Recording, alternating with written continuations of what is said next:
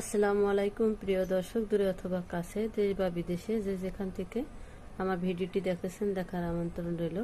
আজকে সকাল থেকে ভিডিওটি শুরু করলাম। এটা সকালের দৃশ্য, আমাদের জমিতে ধান লাগানোর। এই যে এটা আমাদের বাড়ি,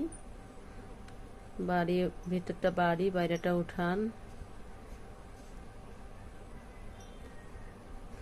দেখানো শেষ, এখন রান্না করব। রান্না করার জন্য নিয়ে নিলাম কড়াই, তার মধ্যে দিয়ে দিলাম তেল। দেখতে থাকেন কি রান্না করব। খিচুড়ি খাওয়ার জন্য রান্না করব বেশি করে আলু দিয়ে মুরগি। বেশি করে আলু দিয়ে মুরগি রান্না করার জন্য তেল গরম হলে দিয়ে দিলাম পেঁয়াজ কুচি, একটা তেজপাতা দিয়ে দিছি, আদা রসুন বাটা দিয়ে দিব পরিমাণ মতো করে। আদা রসুন বাটা সবগুলো দিয়ে দিলাম। এগুলোকে আমরা পাকা মরিচ বলি। সে পাকা মরিচ ফালি করা, বাড়ির পাকা মরিচ ছিল, তো সেটা দিলাম। শুকনো মরিচের গুঁড়া নাই তো।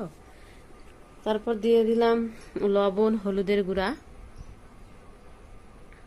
এখন সবগুলো মশলা একটু কষিয়ে নেব। দিব গরম মশলার গুঁড়া। গরম মশলা গুঁড়া দিতে ভুলে গেছিলাম, দিয়ে দিলাম এলাচ, লং কয়েকটা দিয়ে একটু কষিয়ে নিব।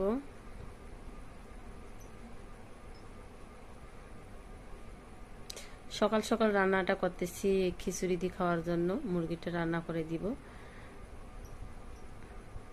এই তো মশলাটা আমার কষানো প্রায় হয়ে যাচ্ছে। মশলাটা সুন্দর করে কষিয়ে নিতেছি। একটু পানি দিছি কষানোর জন্য।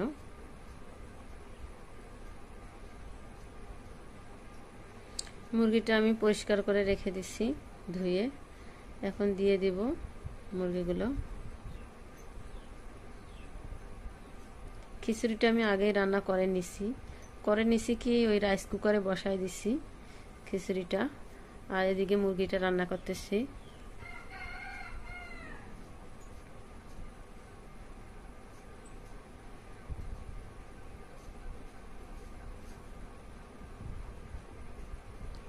সম্পূর্ণ মুরগিটা দিয়ে মশলাটার সঙ্গে কষিয়ে নিলাম হালকা করে, বেশি একবারে কষাই নেই, পরে কষাবো।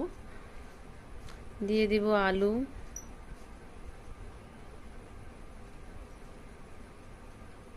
দিয়ে দিলাম। বললাম যে বেশি করে আলু, একবারে বেশি না, কয়েকটা, 2-3টা আলু দিছি, মানে খিচুড়ি দিয়ে খাবো তো একটু লাগবে। আলু দিয়ে দিলাম।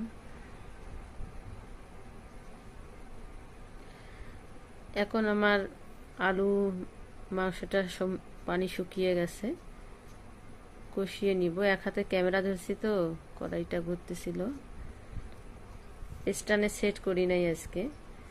তো ঠিক আছে, এখন যাচ্ছে কষা ভালো করে। সম্পূর্ণ মাংসটায় কষিয়ে নিব সুন্দরভাবে।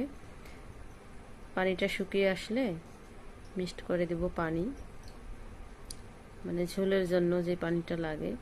এখনই দিব না, একটু কষাবো। কষানো হয়ে গেলে দেখেন আমার কষানোটা প্রায় শেষের দিক। ঘোলা হয়ে গেছিল, ক্যামেরা মুছে নিলাম, এই জন্য একটু দেখাইলো। এই তো আমার হয়ে গেছে।